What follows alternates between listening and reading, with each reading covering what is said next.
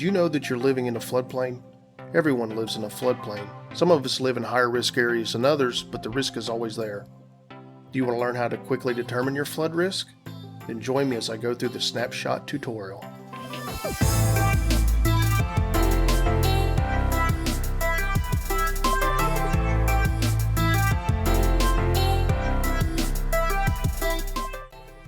Welcome to part 1 of the Georgia Floodplain Mapping Units tutorial series, a series we are developing that will provide you the information, details, and risk associated with flooding. As we move through the series, you will gain insight on flood risk, insurance, and much more.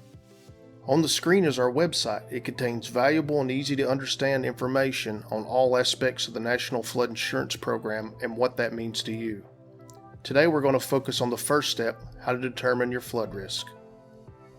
We've created the Snapshot viewer that allows anyone in Georgia to type in their address and immediately receive site-specific flooding information. Toward the bottom of the screen, you'll see the standard address bar. Start here and type in your address. You'll receive one or more choices. Simply choose the most correct, and you'll be diverted to a snapshot designed specifically for that location. This is the Snapshot viewer. It is designed to provide you flooding risk associated with your address. Let's take a quick tour. At the top, you'll see the address that you searched. The top right section is a breakdown of the specific risk associated with the home you selected. Note, you're either in a low, moderate, or high risk zone. Like I stated in the beginning, there's no such thing as a no risk zone. Below that, located inside this building image, more specific risk information may be found. Please keep in mind that the level of information is not available in all areas. We are in the process of developing this information, and updates to our viewers are being made several times a year. The Risk Info section shows the probability of flooding over a 30-year period. This is the typical life of a mortgage. The higher the percentage, the higher the risk. In this case, there's greater than a 90% chance of this home flooding over a 30-year period. The base flood elevation indicates the height of the flooding as referenced to a vertical datum. The lowest adjacent grade is the elevation of the structure based on the best elevation data available. If your home is below the base flood elevation, you're in a high risk area. If it's above that height, you're in a low risk area. You can see here the lowest adjacent grade to the home is lower than the base flood elevation, hence the high risk zone. If the maps are currently being studied, you will see a draft flood zone in the preliminary flood zone section.